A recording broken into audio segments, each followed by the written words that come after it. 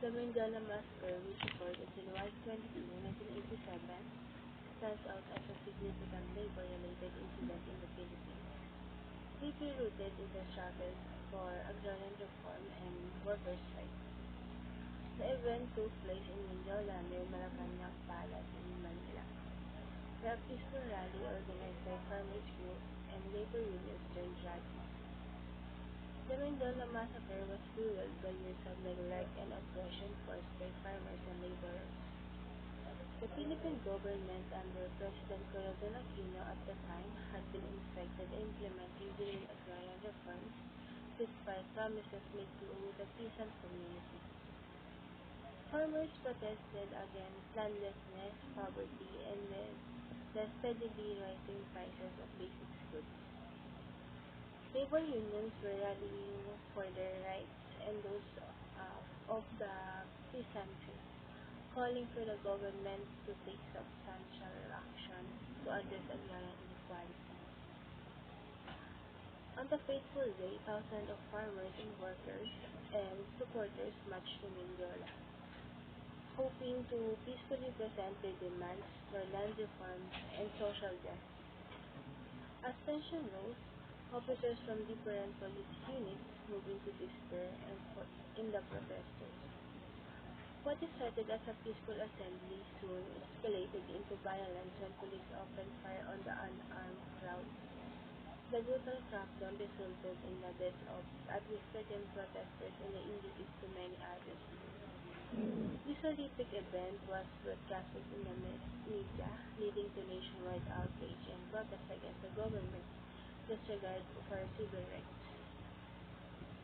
The Mandela Massacre had profound implications for the labor-agrarian movement in the Philippines.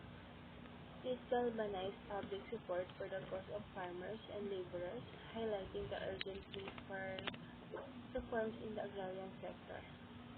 The incident also intensified the struggle between the government and various labor organizations, prompting calls for accountability for justice. In the aftermath, the Aquino administration faced mounting pressure to deliver on promise of land reform, although many argue that meaningful changes were still slow and materialized.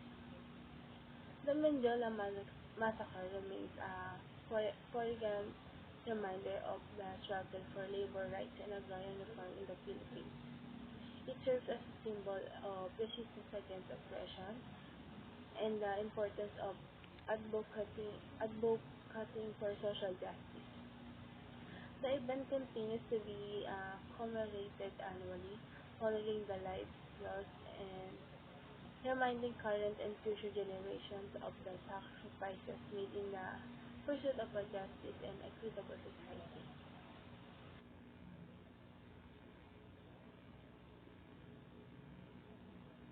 Luis Taruc, also known as Capillo, was a prominent Filipino labor leader and a key figure in the struggles of workers' rights in the Philippines. Born into a poor family, he must dedicated much of his life to advocating for the rights and welfare of the labor class. Tragically, Taruc's life was cut short due to a labor-related crime, leaving behind a legacy that shapes the labor movement at this day.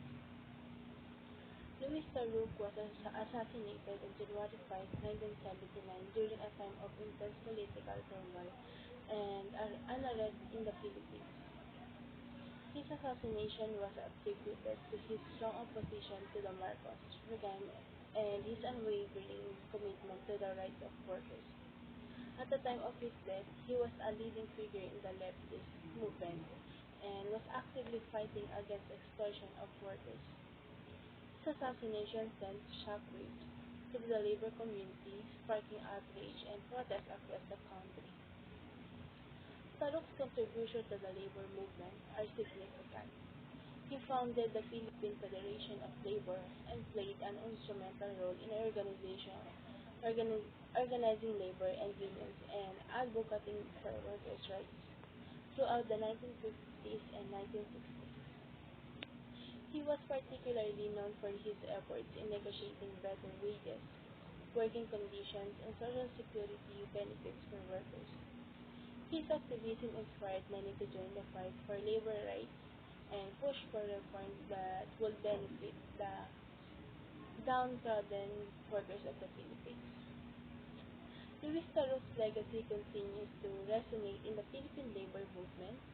He is remembered not only for his passionate advocacy for labor rights but also for his dedication to social justice.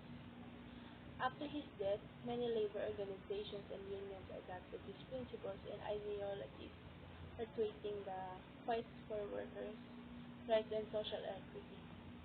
His life and work serve as inspiration for the current and future generation of labor leaders and activists striving for a better Philippines.